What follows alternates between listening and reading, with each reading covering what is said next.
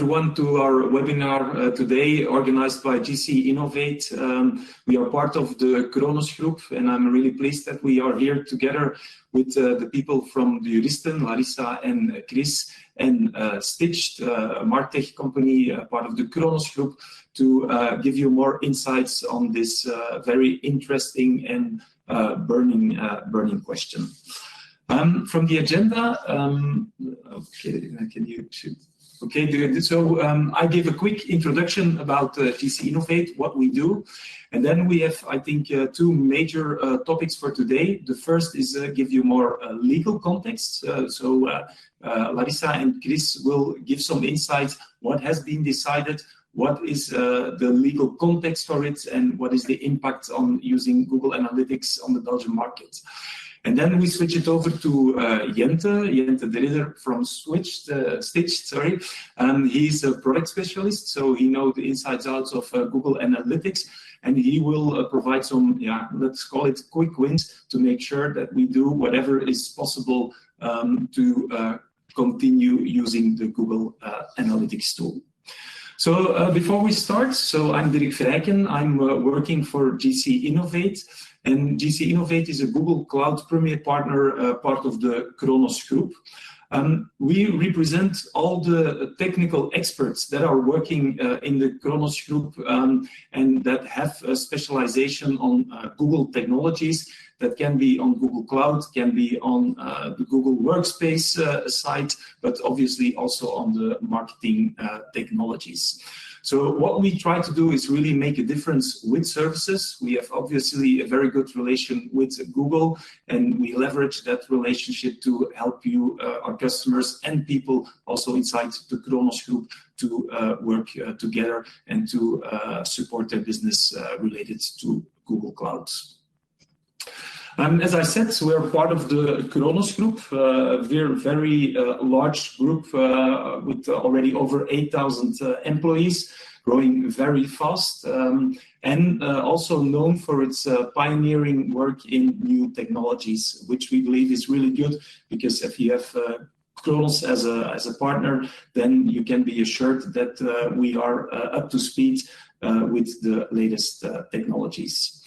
As said, we're definitely not only a box mover, but our priority is really to focus on services and to complement the products from Google with our services and to convert them into solutions for you. We're organized in what we call competence centers. These are the entities with specialization in a certain domain, like we have it on Google Cloud, Stitched on the MarTech technology, and the Juristen that's also quite clear on the legal things. And already today we can give you access to over 100 Google experts. So having said that about GC Innovate, I think we can now come to the real topic of today, and the reason of why we are organizing this question. It's clear that there's a lot of commotion on the market since the Austrian data authority ruled that the usage of Google Analytics is illegal in Austria. And it's not only Austria, some other countries are following. And the question is also, will it happen in Belgium again? So this started all the commotion, and we will today look more about the situation or on the situation on the Belgian market. Maybe also important to give some context, because the ruling that has been done was specifically related to the usage of Google Analytics, which is one of the products that is part of the Google marketing platform. Just to make it very clear, be aware that that is one part of Google. They also have the Google Cloud platform, which is a different platform, also with different toolings, different possibilities on protecting and making sure that we are compliant with European legislation. And let's be honest, on the Google Cloud outside. They are already a step further in working with European authorities. And for them, it's really a top priority to build the clouds on European terms. If you read about it, you will see that Google is working very hard on the 3 pillars of sovereignty, which is related to data based on encryption, so that the people cannot have access to the data. Also on the operational sovereignty, which is mostly about transparency, that you as a customer really can see what has been done related to your environment. So they don't have access, but all things that happens is logged, so you can really track whatever happened related to your environment. What is important with Google Clouds, and that's something which is not yet the case with Google Analytics, but here you can choose where you will put your data. So Google has 5 European data centers. One of them, large data centers with multiple sites, is located here in Belgium, but you can really already today select where you want to store your data and where you want to use the resources, and obviously one of them is Belgium. A second thing where Google Cloud is also already a step further, I think, is that so by default all data is encrypted, and you also have the possibility to use your own keys, so that Google doesn't have your keys, but that you have your own keys that are hosted in an on-premises environment or another place where you can guarantee that they are not accessed by Google. So, having said this, and after having given the context on Google Cloud versus the Google Marketing Platform, I think it's time to come to the real topic of today, which will be presented by the people from Juristen, Chris Seyen and Larissa de Keyzer. So they will obviously go into the legal aspects of the case. And after that, we will hand it over to Jente to have an insight on the product itself, and he will give you some tips and tricks in how to deal with the current evolutions related to Google Analytics. So I think it's now time to hand it over to Chris and Larissa. So welcome in the call, and please go ahead. Thank you, Dirk, and good morning to everyone joining this webinar. Thank you also for the opportunity to enlighten you on that legal landscape surrounding all those decisions that have been made lately the past weeks, and those will certainly not be the last ones. It's always good to provide some context, so that you don't make any judgment or assessment based upon only the headlines of what you read in the newspapers and on blogs. That being said, we have to talk, and it might be a little bit boring, about rules and regulations. And unfortunately, that's how legal works. There are some cases that are very clearly black and white, but the majority isn't. Good news is there aren't too many rules and regulations that are applicable to this case about Google Analytics, but to a broader level to US-based cloud providers. And these are, on one hand, the rules and regulations about cookies and trackers and other codes, and on the other hand, the GDPR. I think cookies is the most obvious and easy one. I will handle that. GDPR is far more complex, so that I will give the floor to Larissa, who is dealing with that on a daily basis. Now, cookies, I say it's quite straightforward. It's in that context not so difficult to understand. On the other hand, we see that a lot of mistakes are made in implementing what is required there to be compliant. Now, what are the rules? The rules are laid out in the e-privacy directive that will be followed soon, but not to be expected in the coming year, by the e-privacy regulation.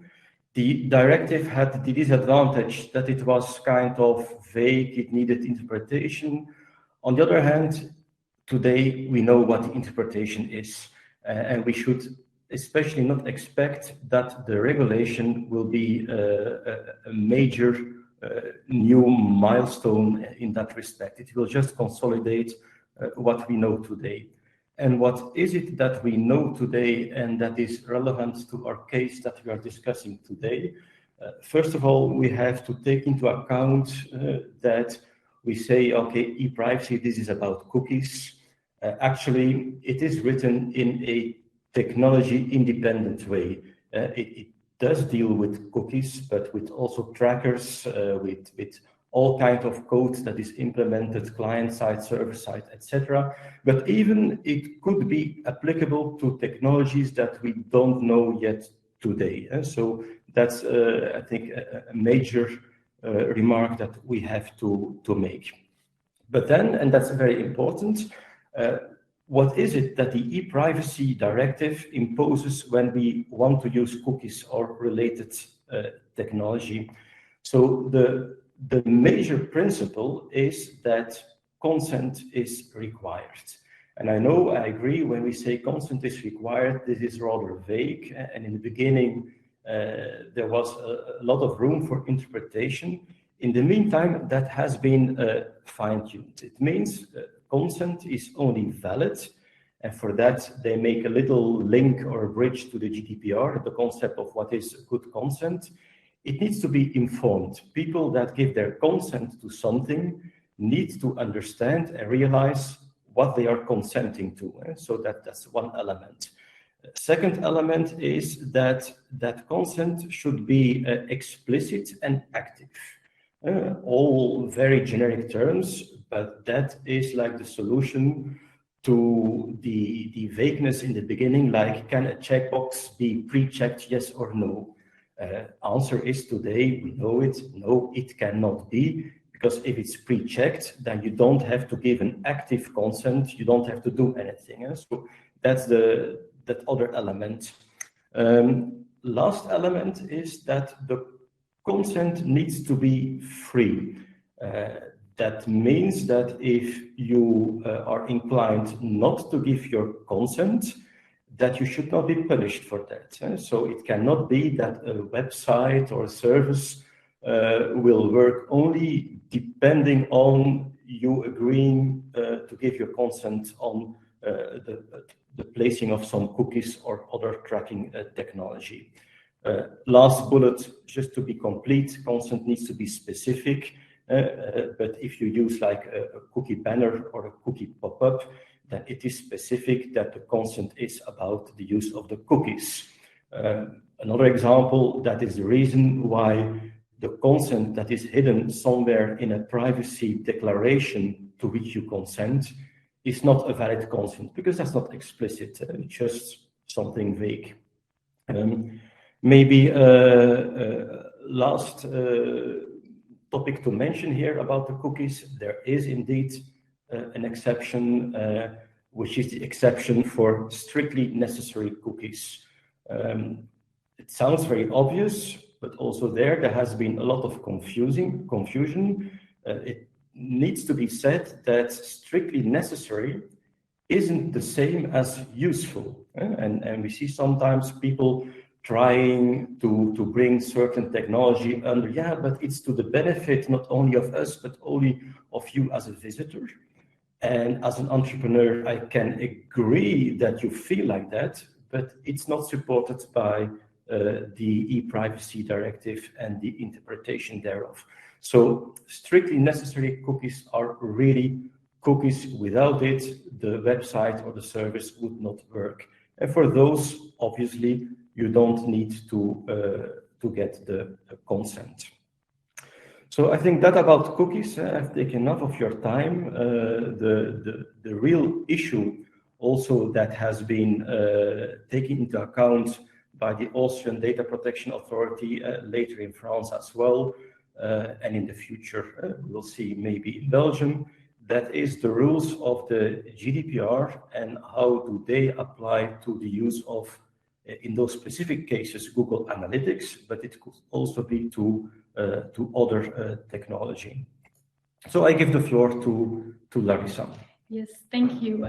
First, I will explain the main relevant legal concepts and rules under the GDPR, and then I will apply that to Google Analytics based on the recent rulings by the Austrian and French data protection authorities. So the GDPR applies when personal data is processed. Personal data is very broadly interpreted. In simple terms, it refers to every piece of information that can be linked to an individual person. This can be direct or indirect. The existence of a direct link refers to data that can in itself identify an individual. Data with an indirect link refers to data which can lead to an individual, not really by itself, but by combining it with other data. In summary, the golden criterion for speaking of personal data is that data on its own or in combination with other data allows an individual to be singled out. Singling out means to be able to point out someone out of a certain crowd. Therefore, regardless of whether you actually know who the person is, the mere fact that it is possible to individualize someone, to distinguish them from a crowd, is enough to speak of personal data. Only data that is truly anonymous as such or truly anonymized is not considered personal data.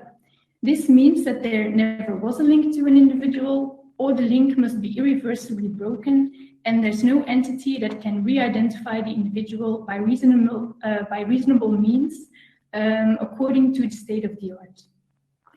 Pseudonymized or aggregated data will therefore not be considered anonymous data, since there's still a reasonable possibility of linking data together again and single out an individual.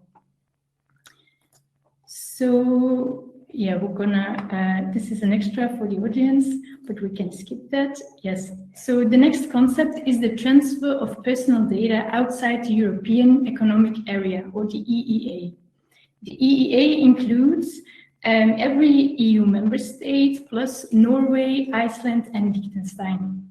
Such a country outside the EEA is also called a third country. A transfer of personal data to a third country is only lawful under the GDPR, insofar as an adequate level of protection is ensured with that transfer. This means adequate in relation to the protection of personal data that is guaranteed within the EU. According to the GDPR, such adequate level of protection can be guaranteed in three possible ways. One, an adequacy decision exists for the third country. Two, appropriate safeguards are in place. Or the third option, one of the exceptions of Article 49 of the GDPR applies. For our Google Analytics story, we have to consider the United States as relevant third country. So the first possibility is that an adequacy decision exists for the third country. This means that the European Commission has confirmed that the third country offers an adequate level of protection. For the US, we had such decisions in the past. We had one on the Safe Harbor framework and subsequently one on the Privacy Shield framework. However, both frameworks were successively declared invalid by the European Court of Justice. And that in its Schrems 1 and respectively Schrems 2 decision.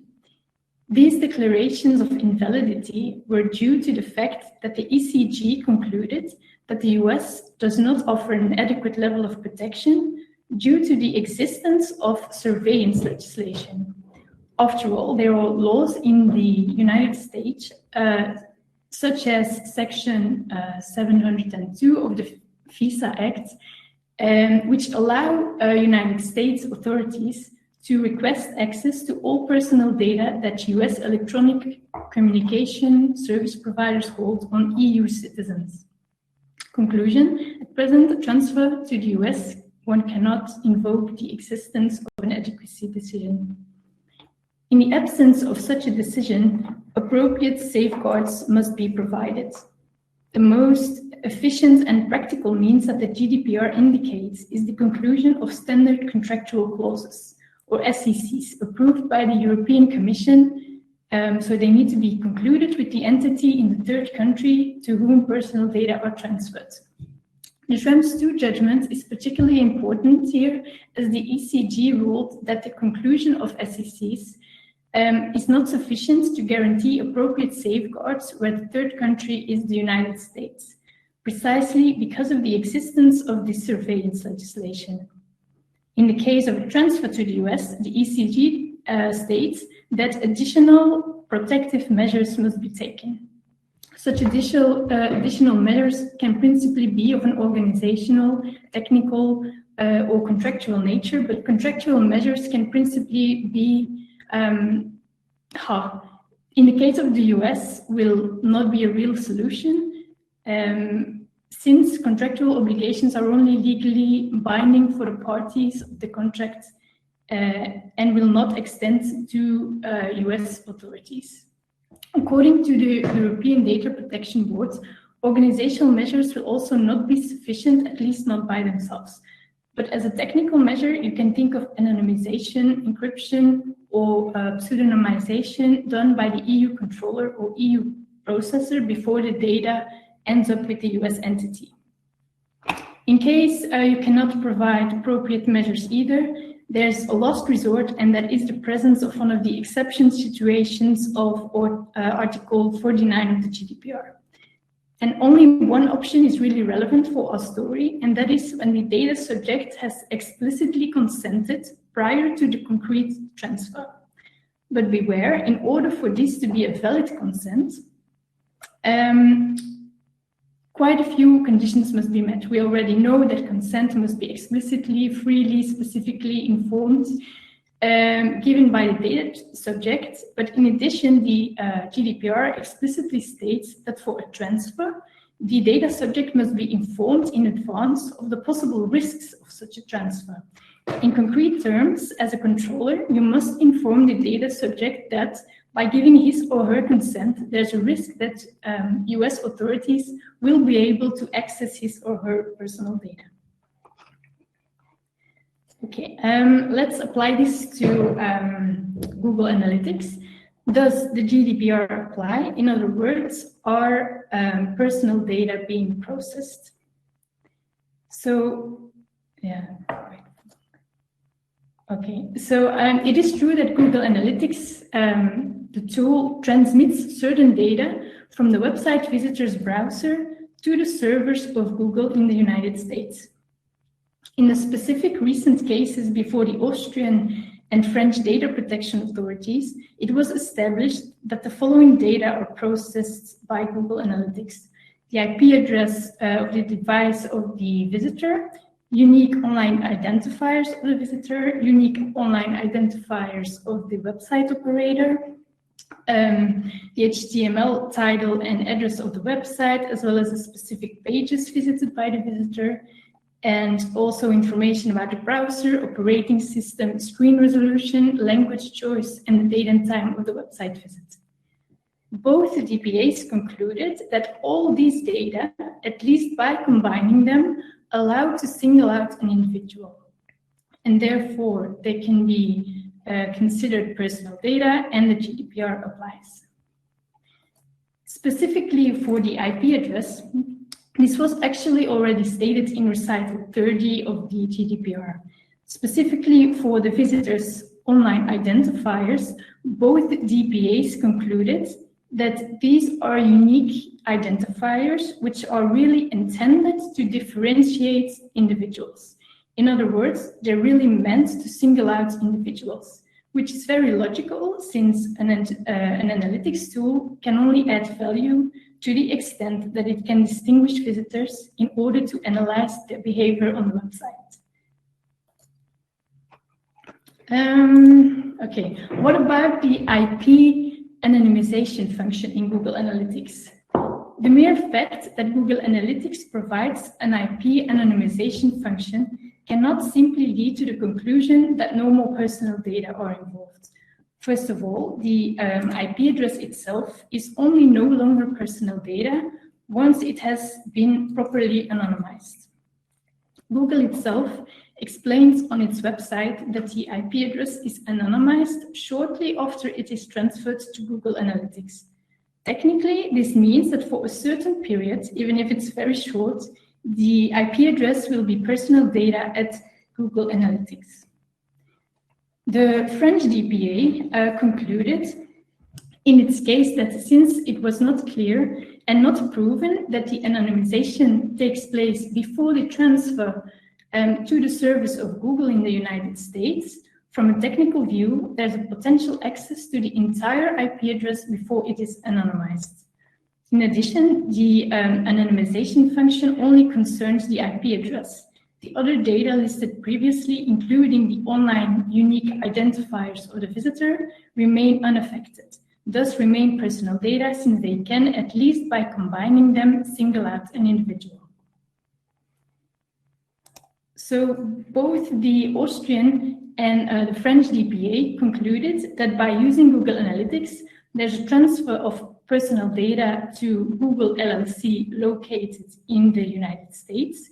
In other words, there's a transfer outside the EEA. And since both controllers in the cases could not rely on an adequacy decision, had not taken appropriate additional measures to prevent access by US authorities, in addition to concluding SECs.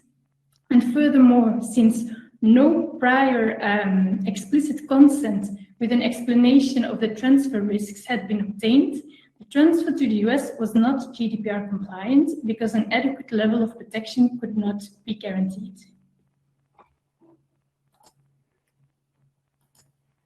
Okay, thank you, Larissa. And now it's time for me to use my crystal ball, which I don't have, but it's a rightful question to wonder, okay, these decisions have been well documented, well written. They contain several pages of argumentation. So what does this mean for Belgium? Truly speaking, as such, none. The Austrian decision, just like the French decision, is a ruling in a very particular case where the DPA in that country has ruled that in that specific case something has been done in a incorrect way. As such, that does not have any direct implications for Belgium. On the other hand, we should not be naive. The time that the different data protection authorities in various European countries were doing whatever they wanted in a very sometimes contradicting way is long time behind us. Certainly the last 24 months, we see that under the motivated by the European Data Protection Board, the rulings of the various DPAs are more converging into a uniform interpretation of the GDPR.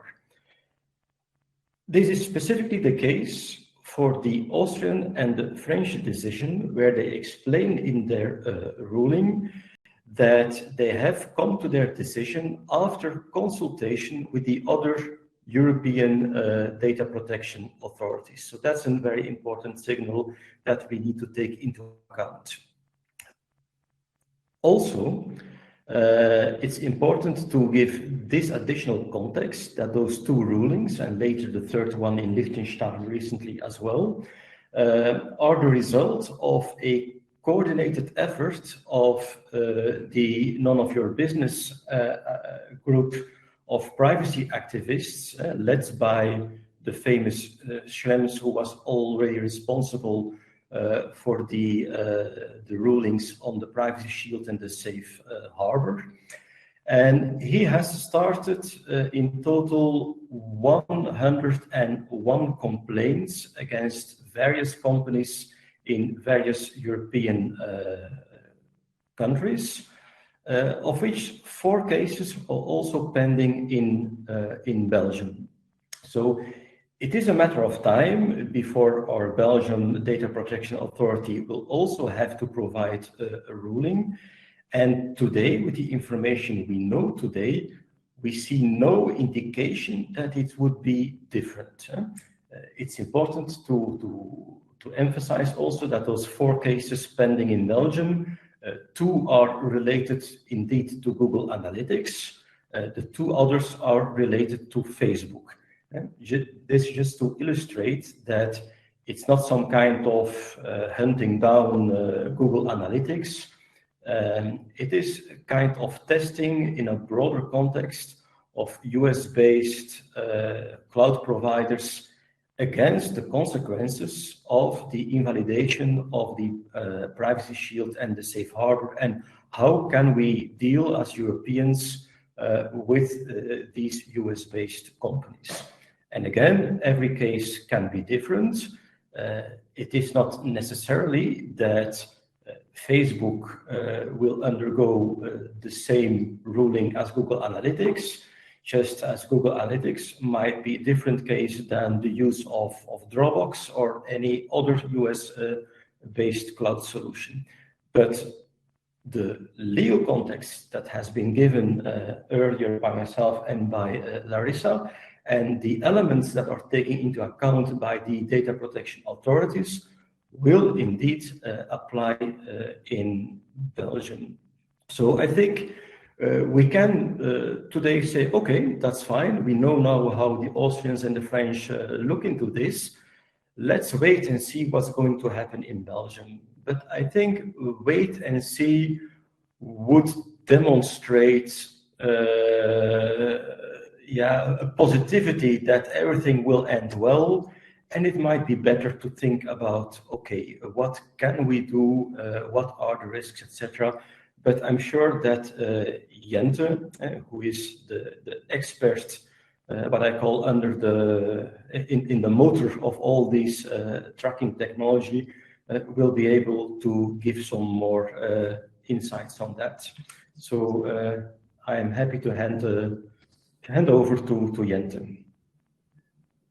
Yeah, okay. Maybe I quickly thank you, Chris. Thank you, Larissa, for this insights and for sharing your vision on what is going to happen or what we should do. So I think conclusion is definitely it's better not to wait until we see the ruling also in Belgium. I think we have specialists here with Jente around the table who can help. And so Jente, please give us your view on what we can do now. Thanks, Dirk. Thanks, Chris and Larissa. Very good overview of the current legal landscape, I think. So indeed, I'm the founder of Stitched, a MarTech consultancy firm, and really specializing in anything that's to do with tracking. So we work with a lot of our clients that work with Google Analytics.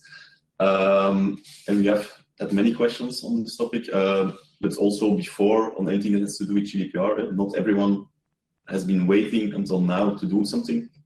There have been questions already for over 2 years now. But the current rulings have really changed a lot, I think. Yeah? So let's dive in. So I think what we see today is that really Google is being the center of attention here, especially Google Analytics. And this really creates a huge impact for marketers, as you should know that, especially in Belgium, for any digital marketeer, the Google ecosystem or the Google marketing platform, like Dirk mentioned before, it's really the go-to tool for every marketer.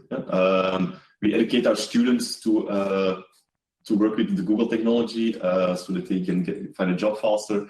Over 80% of websites worldwide that use any web analytics tool use Google Analytics. So Google Analytics is a market share of 80% in the web analytics sphere. If you look at the Google Ads ecosystem, so advertising in the Google search engine, in Belgium it has a market share of over 90%. So if you're a digital marketer, you use the Google products. So all the news today that those products are now illegal, it's really creates a lot of questions and a lot of concern. So that's why we're doing this. I think it's important to note that it's not only about this Google technology, like already Chris mentioned. This is not a verdict towards Google, it's a verdict toward data transfers. And if you look at the MarTech industry, it's huge. There are over 8,000 MarTech technologies or MarTech tools that you can use in installing your website, etc., with all different use cases. But from those 8,000 tools that marketeers are currently using, over 50% of them are based in the US. So that means that over 50% of those tools fall under this current rulings. And if you look at, okay, but what are the tools that are really headquartered in Europe or the European area, then it's only 18%. And in that 80% is even 6% included from UK, which are now still in the same zone, but we know what happens there. So limiting yourself to the use of only European tools is really limiting the things that you can do as a company with this new technology.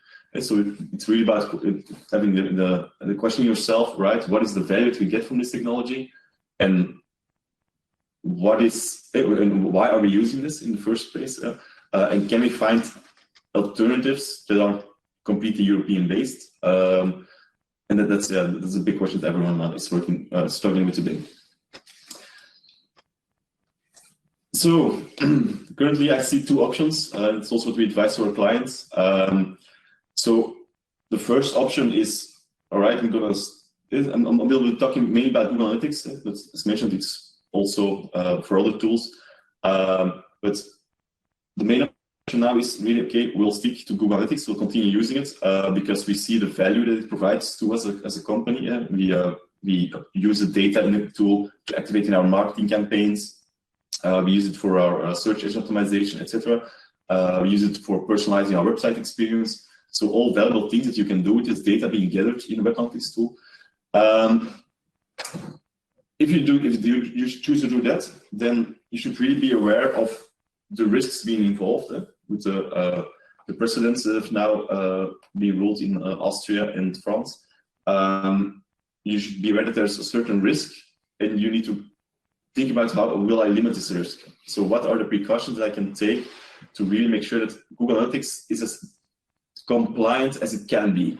And then the other scenario would be, all right, what we do with Google Analytics can also be done with other tools. So we are looking into alternatives. But really there, think about what are the functionalities that you're searching for, that you are filling in with Google Analytics, and can those alternatives offer those same functionalities, yes or no? So let's take a look at the first scenario where you want to keep using your current Google Analytics technology. I think the really important thing to have in order there, and that's nothing new. Yeah, that has already been the case since 2018 now, since the GDPR came into place. You should have consent. Yeah? So if you're collecting personal data, as Larissa mentioned, there should be a consent for it. You cannot use Google Analytics without that consent. So really, in the current, with all the attention going to these rulings, really the public is also being informed more and more. So really make sure that you have your consent in place and that you don't load any trackers, also other trackers in Google Analytics, before you have the right consent for it. Especially now, what has changed with the current rulings, we strongly recommend to also include the fact that the data transfer is occurring in the consent. So it's, Larissa already mentioned, it's not sufficient enough to transfer this data, but it might help you to build a case if you would have a complaint. So include in your consent message that you rely on software from non-US based vendors, and that their data might be transferred to the US with a theoretically possibility of being subject to lawful access. So make sure that this is included in your privacy statement, in the consent that the informed consent that you're asking for your visitors. It already helps you to build a case and protect why, or to tell why you're using this technology. The next thing would be make sure that all your contractual agreements with Google are up to date. So since a couple of years now, Google has made it possible to have a data processing agreement with Google Ireland, so their entity in Ireland, so you in the EU based, instead of their American entity. Also, there are recent terms of services that you need to agree to before using the product. They also really mention that those terms of services are with the Ireland entity. So make sure that you have those most up-to-date contractual agreements. Especially for accounts that already exists for a number of years now, it might be interesting to go into the settings and review these agreements. If you have a more recent account, it will already be the most recent ones. Next to the contractual part, also make sure that you have your documentation right. If there would be a complaint against your company for using Google Analytics, it's really important that you can show that you have done certain things to evaluate the risks being involved there. So make sure that you have your privacy statements in order, that you have an up-to-date cookie policy, so that you are really correctly informing all your visitors of what is happening, on what kind of data you're tracking, and what that data is being used for, which parties is being shared with. Perform a data protection impact assessment, so a PIA.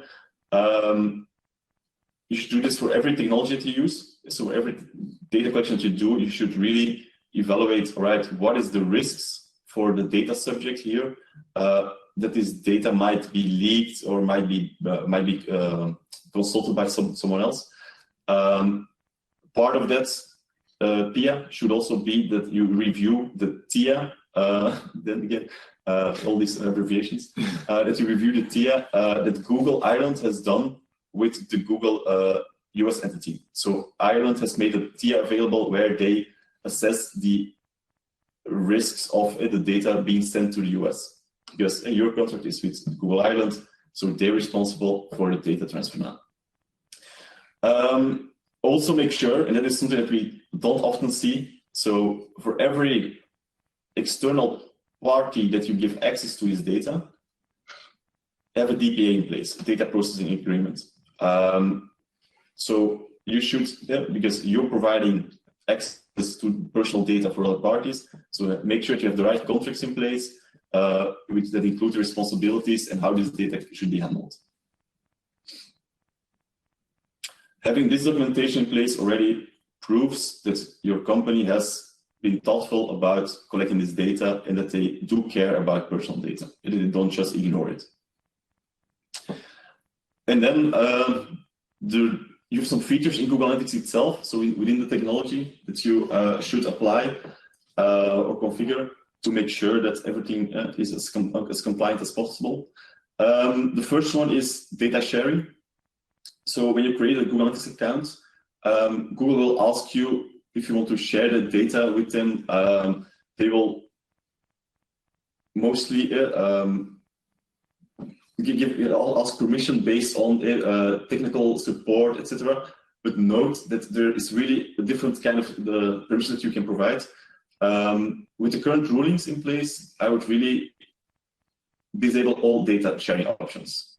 So not for technical support, not for commercial support, but especially the first one, you should really disable that one, because that allows Google to access the data itself and user profiles being profile the data that you're collecting from your visitors. So to make sure to turn all those data sharing options off. The next one was already mentioned by Larissa. It was part of the ruling in France, where the organization had IP obfuscation or anonymization turned on. This is something that you do on the code level. So it has been considered as not sufficient enough, mostly because of the unclarity of Google on the documentation side of Google on how this is being handled. But still apply it. Still do this as one of the precautions that you're taking. So make sure that IP is always obfuscated instead of sharing the full IP address with Google Analytics. Then you have Google Signals. This can be found in the property settings in your Google Analytics account under data collection. Google Signals, what does that do? It links the data that you're collecting in your Google Analytics account with the advertising profile that Google is building on consumers worldwide. And so Google is building their own profiles to target with advertisements. That's mainly based on your Gmail account, on your YouTube account, etc. So if you enable Google Signals, you get some data back from Google. They will tell you what age of visitors visiting your website, what age category they're in, what gender they're in. They enable you to link your data with get more accurate numbers of how many people are visiting your website.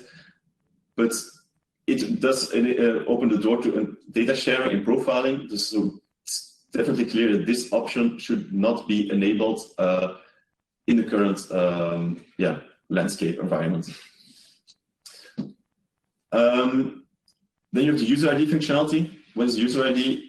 It enables you to set your own customer ID and share it with Google Analytics. So if you have people logging in on your platform, you can create reports based on how many customers have visited my website. You do it with the user ID functionality. Again, this is sharing an identifier of a person with Google. If your goal is to make your Google Analytics data as anonymous data and keep away of the personal data, then I would not enable this function. So, for this feature. You have data retention controls. So, in Google Analytics, on the data collection again, you can configure how long the data on individuals should be stored in your account.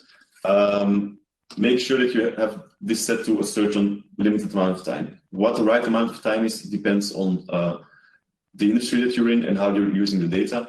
But as part of your GDPR assessment, you should be able to come up with arguments on why you're keeping this data for 12 months, 24 months, why do you need it for that long? What this does, after that period of time, you still have data in Google Analytics reports. It doesn't make your reports blank, but it will strip out all the links with the cookie ID, with the IP address, etc. So it becomes more aggregated data.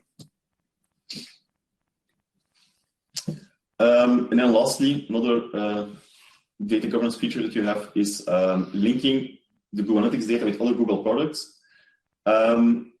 So most of the companies that we work with, they use Google Analytics just because of the rich ecosystem around it. So they advertise with Google products, so they like the fact that it's being integrated that well with their web analytics tracking. Just be cautious with this, because if you link it, it's also the interface asks you only link this if you agree with the terms and conditions of the other product. So linking Google Ads and Google Analytics, you be aware, or in your risk assessment then, you should also include all the terms and conditions of the Google Ads products. Be aware that they are now also applicable to what you're doing in Google Analytics. So let your legal counselors really review all those products before you link them and you set them integration. So that's for the things you can do within the Google Analytics interface itself. Next to that, you also have, you can go a step further. And yeah, currently, it's something that we really advise to our customers to start doing, is to make sure that all the other identifiers that are still available in Google Analytics, because mentioned in the rulings in Austria and in France, they also mentioned that just the cookie ID should also be considered as an identifier. So you can do multiple things there. You can set up server-side tracking, which is a quite technical thing. It also involves costs. So because you will need a cloud hosting location, all data you send through that cloud endpoint, will involve with additional costs. There's also a thing you can do on the client side, so without the server-side tracking, and this just limits the duration of the cookie. So if you have Google Analytics creates a cookie with an ID in, you could say, all right, instead of remembering the value of this cookie for 2 years or 18 months, what the default is, we will turn it to only 30 minutes. So it becomes a session cookie only. So every visit to your website will be a new and unique visit. You won't be able to link it back to the visitor level anymore. So again, is this still useful for you then? Yes or no? That's up to you to decide. But that is something you could do to anonymize, to have an extra argument on why Google Analytics is not personal data, according to you. So with the server-side tracking, what does that mean? As you can see on the image here, so what you do is instead of sending all your data directly to Google Ads, Google Analytics, Facebook, and others, you place something in between. So you send data from your website to a cloud endpoint that you own or a third party owns for you and manages for you. And on that cloud endpoint, you will strip out all the data points that you don't want to share with the vendors. So you could strip out the IP address entirely, so not just only the last part of it, but really strip it out entirely or place it with a dummy variable. You could take out a cookie ID, you could take out any user identifiers, etc. But Google still needs something in those data fields, but you can replace it with a key, like already Dirk mentioned, with a Google Cloud function. You can easily replace any identifier with a pseudo-anonymized identifier, and make sure that you own the keys and Google doesn't own them. So that's an extra argument on why the data that you share with those vendors shouldn't be considered as personal data. So it can be achieved in multiple ways. You have like Gentis, it's a software as a service providing technology providing this. They sell licenses, and then you can do this, or you could set it up on your own with server-side Google Tag Manager. All right, so that's it on the precaution that you can take. A lot of people are also asking, okay, but can't we just wait? Because Google will come up with something. No way that they will leave the European Union. And you're right. So Google is also working on how they will approach this. They are discussing with the politicians in Europe. They are lobbying there. It's consulting legal advisors. They have also announced new data governance features. So besides the one that I already mentioned, in the near future, there will come additional data governance features. Like Dirk mentioned, in Google Cloud, there's a lot of data governance features available that we are currently missing in the Google Marketing Platform. So it might be that some of them become available somewhere in the future, like be able to choose where you store your data instead of Google choosing where to store it.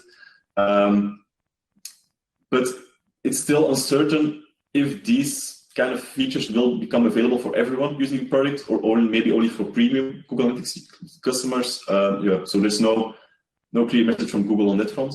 We'll just have to wait for that. Google is also working on the sovereign cloud, something that's mostly in the Google Cloud sphere currently.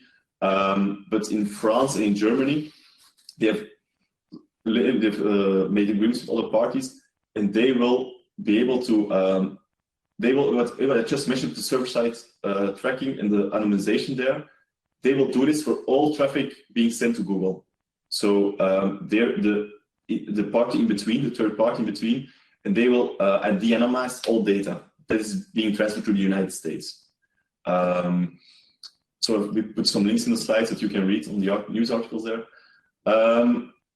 And then the details, Dirk already mentioned, so they are really looking to have cloud or European terms and take all those principles also to the Google Marketing Platform, but it needs time, and it also needs capacity on Google side. So currently they have more capacity in the United States than they have in Europe, so getting every European company to only a European storage in the Google Marketing Platform, I think it's not possible in the current environment. So then the second scenario, you could also look into alternatives. So if all the above is too complex for you, or it takes out the value of why you were using Google Analytics, you might consider other products. Just be aware that just finding an alternative for Google Analytics does not make you compliant. Like already stressed out many times, it's broader than only Google Analytics. So then also review all your other technologies that you're using and that are US based. So in terms of alternatives, what we can recommend are these following 4 solutions. So there are more available, but we prefer these 4. So Piwik Pro is one that's pretty similar to Google Analytics. It has a pretty similar interface. It's built on the same data model. And it's also free for up to 500,000 events per month. So for smaller companies, this can be a really valuable alternative. For Matomo, it's open source. It's the same data model as Piwik uses, and it's pretty similar as Google Analytics has. But it's less developed. So it's open source. You can host it for yourself, or you can buy a license and let them host it for you. But it's a bit outdated, to my opinion. But it can be sufficient for really basic reporting. It will do the trick as well. If you're a more mature company, then I would look into AT Internet. It's pretty similar to Google Analytics interface again, but they have very mature features. They're also a more premium pricing model, so they come with a quite large cost. And then if you have a really technical in-house knowledge and your marketeers are quite advanced already, you could also consider Snowplow. So Snowplow, it doesn't provide any interface. So there's no reporting interface there. You need to create it yourself. It's just a tracker, so a web analytics tracker, and you can store all the data in your own cloud environment. So you can just track your website visits and store them in Google Cloud or in Amazon or a European-based cloud storage. But that requires quite a maturity. So we don't have time, so just quick jump to the conclusion. What does this all mean for you? I would really start with just assessing your own risk aversion. So don't panic. Don't make too quickly decisions, too quickly jump to conclusions. Make sure you have an informed decision. And consider, okay, why do we use Google Analytics? What are the features that are important for us? And for us as a company, what is important in terms of risk? The risk that you will be sued for having using Google Analytics is quite small. A lot of companies are using it. The more known your company is and the bigger you are, the more public attention you have, the bigger the risk becomes, of course. It's also about maybe not only legal risks, but also about PR. How important is our reputation? So really think of, okay, we can continue working as today, which might involve quite risk. We can review all technologies we're using and make sure that they're as compliant as possible. And de-anonymize the data in there as much as possible for every technology that has a data transfer. Or you can say, okay, no, we're just going to move away from the US-based technology and we're going to limit ourselves to EU-based technologies. So yeah, that's it. Okay, also a big thank you, Jente, for this information. So yeah, we can imagine that after these sessions, we hope that we already provided a lot more insight and that you can make a more informed decision about how you want to move forward. But we can imagine that you want to have more information or that you want to zoom in on your own information. And to make that easy, we are providing a kind of workshop, which is with an attractive price, so that you already have a first review of your own environment. So we will look both at the basic legal side of things, but also zoom in on your usage of the Google Analytics tools and your complete MarkTech solution. So this is one solution. You can contact any of us, the Juristen, Stitched, or GC Innovate, if you want to work with that. Or maybe you want to have a more in-depth analysis of your environment and really have an in-depth look at the legal aspects or on the technical aspects, or even go to the server-side anonymization That obviously takes more time, and if you want to proceed with that in that way, then you can also contact us, and then we will be happy to help.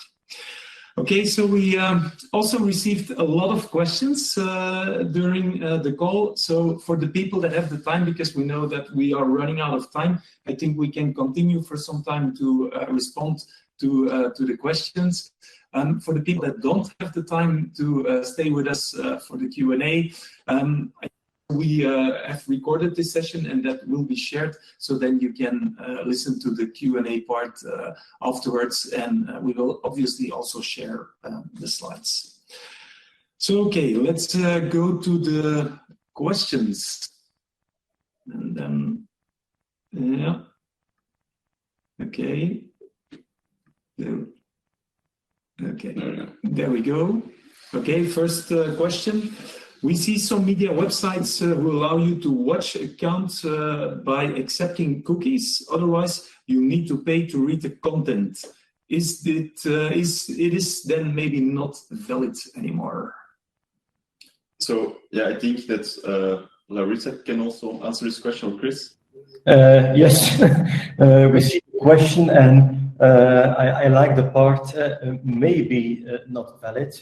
Because it's not an answer that I dare to say absolutely yes or no. What's important indeed is that you feel that you cannot be penalized by not accepting cookies. On the other hand, in this setting that is described here, it looks more like normally you have to pay with currency, and as an alternative, you're offered the possibility to get something without paying hard currency, but you pay with your data. So it depends on what side, as a lawyer, you need to defend, whether you could establish a reasoning that it is or is not valid. But I have the impression here that you're not really penalized. You still can have access to the website like other users that don't decide to accept cookies. Kristen is considering that Google Analytics is indeed considered illegal. What would, legally speaking, the risk be for a website owner who uses Google Analytics on its website anyway? Yeah, okay, I think I can answer that. When defining a risk, there are mainly two elements to assess the potential size of the risk. That's first the impact, that is how serious can the consequences of a particular GDPR breach be. And two, the probability, this is how likely it is that the breach will eventually reach the Data Protection Authority. So for the impact, first of all, if you would have not obtained valid consent for the placement, for example, of Google Analytics cookies, which are not strictly necessary cookies, then you are violating one of the basic principles of the GDPR because you do not have a valid legal basis.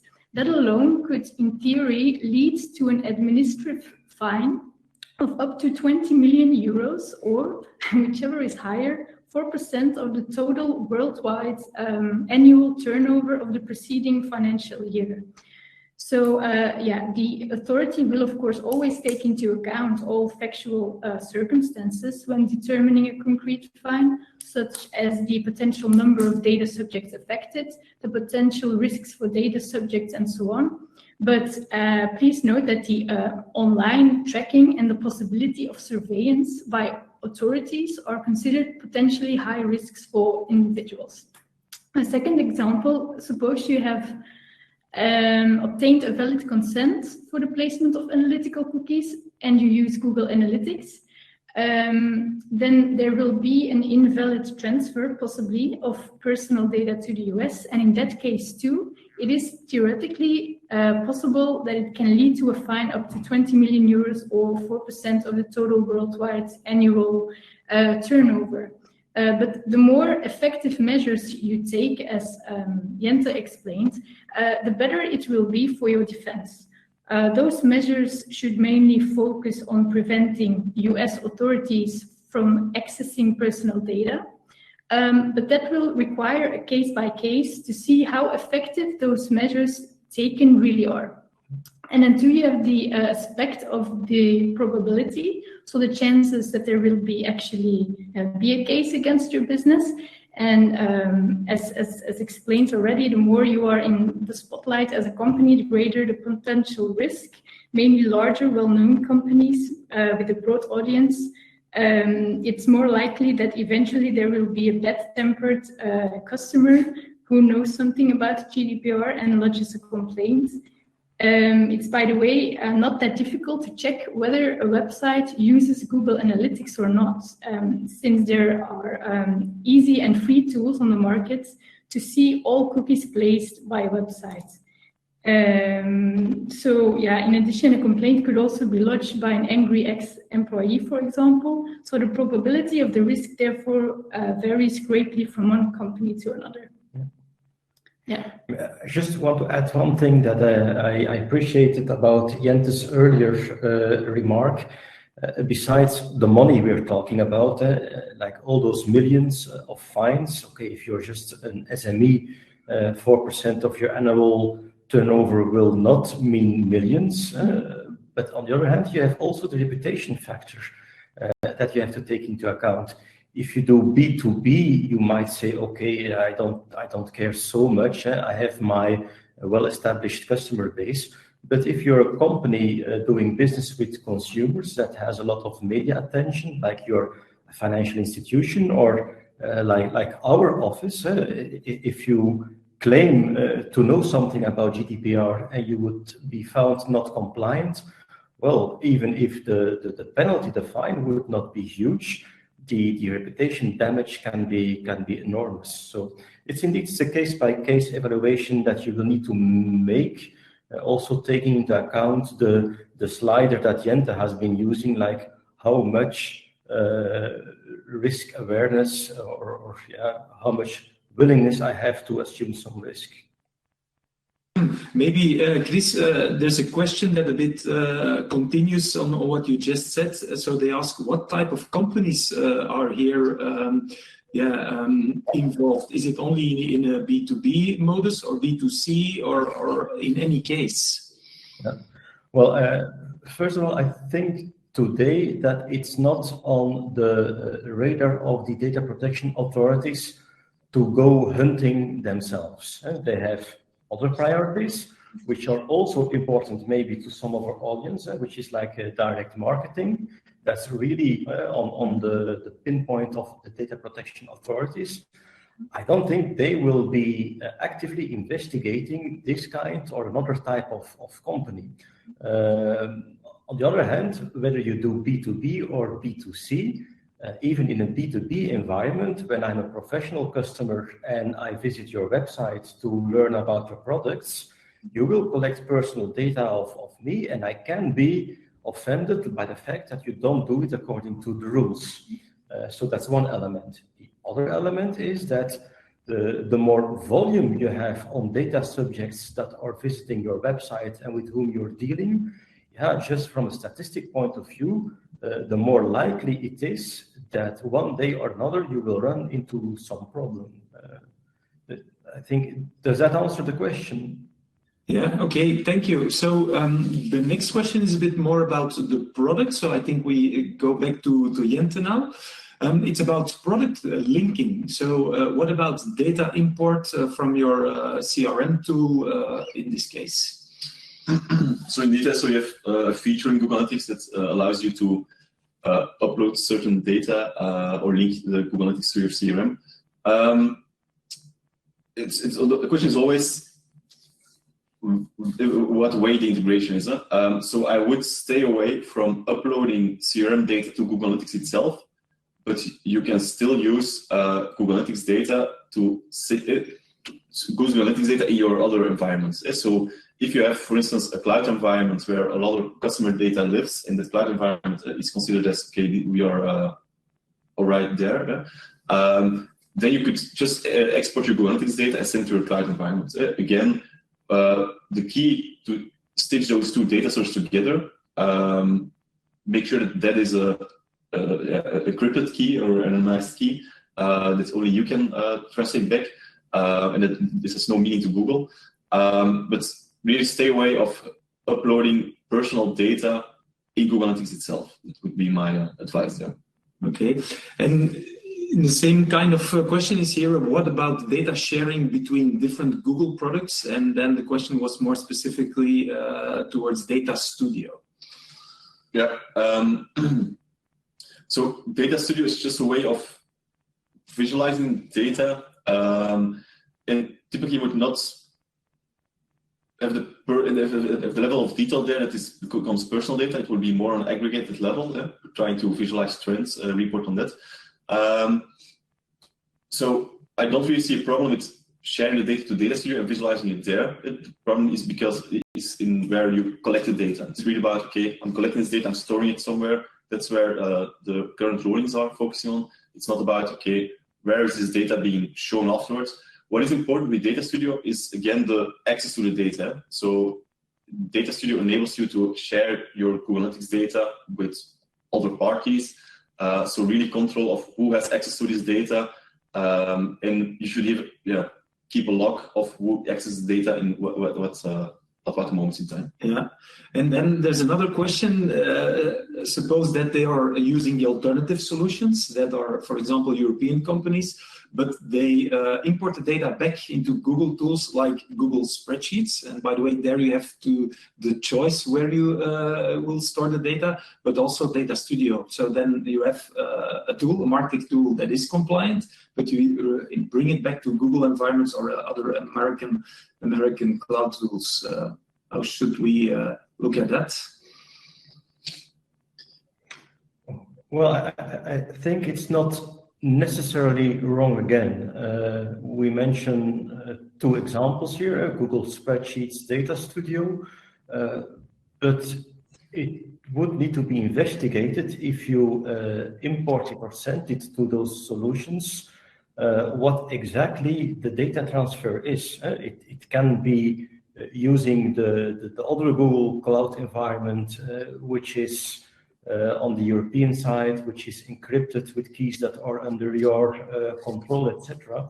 So it's not necessarily wrong again, but it's very good that you have the awareness, like, okay, whenever I do something with a US-based company, I should look into the things that normally you click away, mainly I agree to the terms and conditions, and you should indeed try to understand what is exactly happening here. But the answer is not necessarily that it's wrong. It could be implemented in a good way.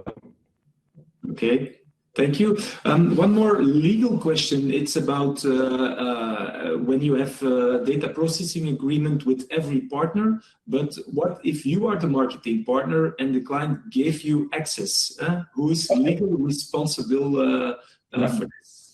That's actually a question we hear all the time, and the short answer is, as a digital marketeer or marketing partner, you're the processor who acts on behalf of the controller, which is the website owner, for example, and it's not your responsibility. It's the responsibility of the website owner, who is the controller, to make sure that a DPA is in place. So that's the short answer.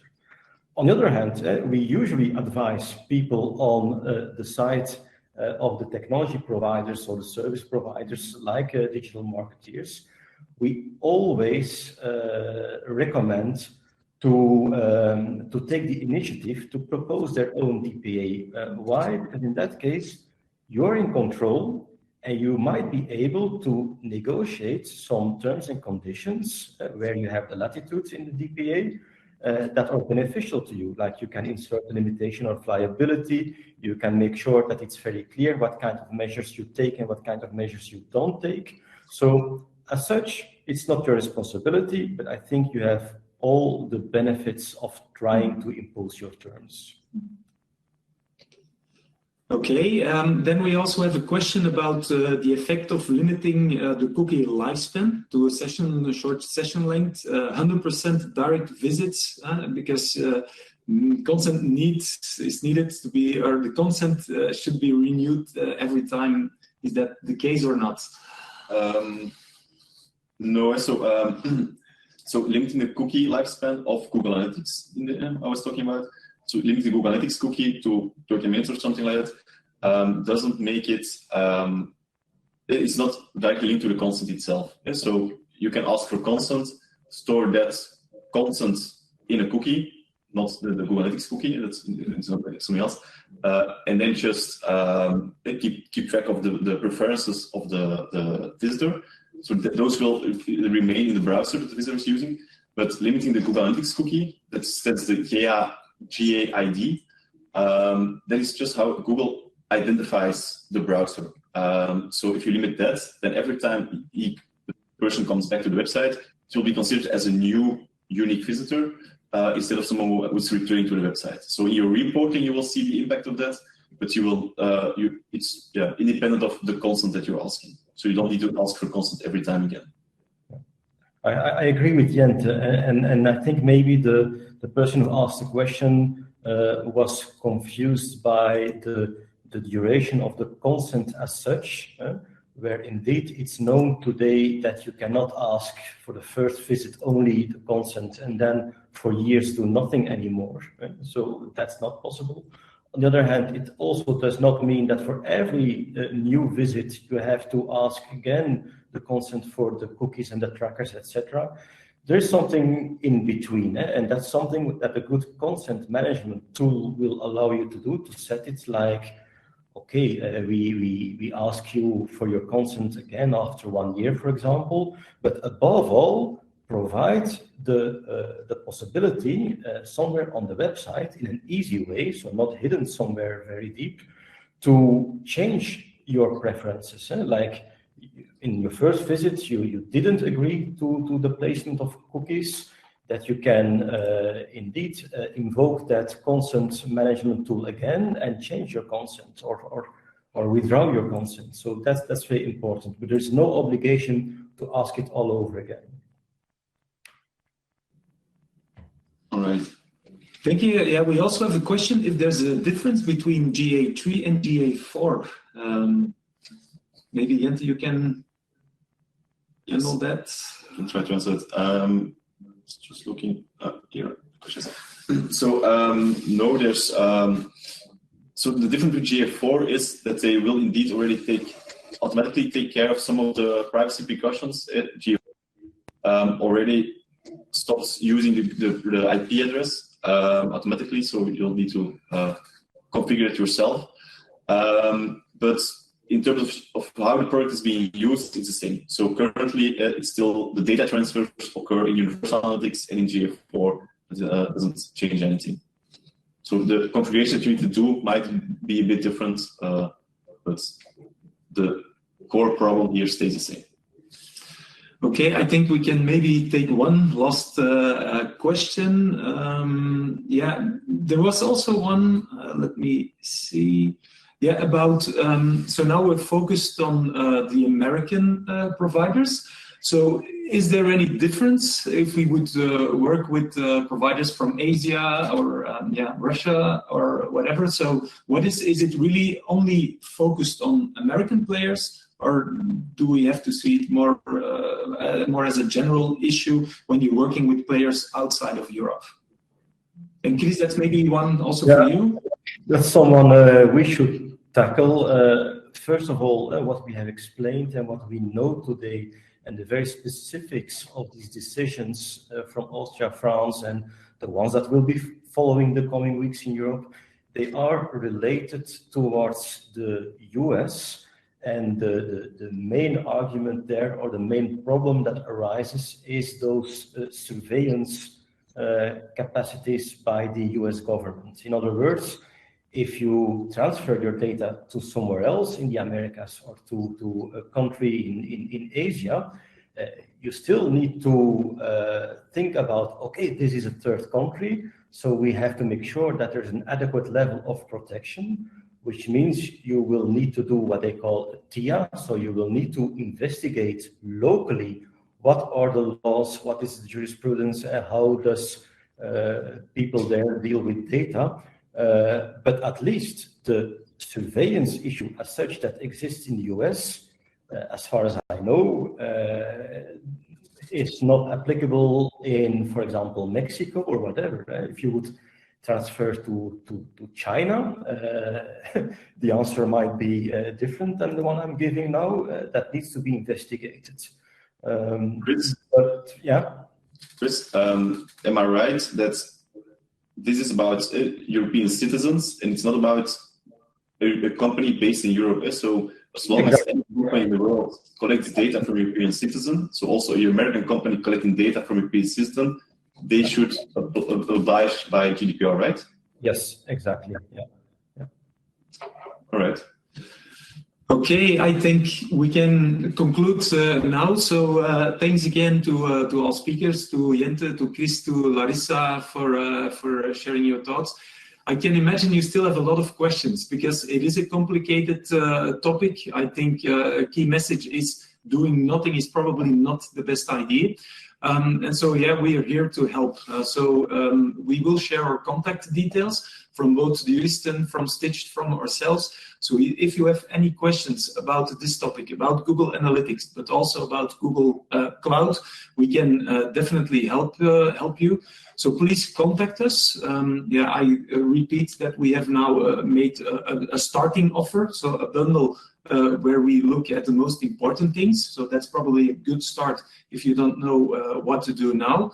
And if you want to have more in-depth discussions with us, please contact us, and we will be very happy to help and answer any further questions. So thanks for your time. Apologies, we have been running out of time because of a lot of questions. So thanks also for sharing the questions with us. We hope it was interesting and hope to see you soon. Thank you. Bye.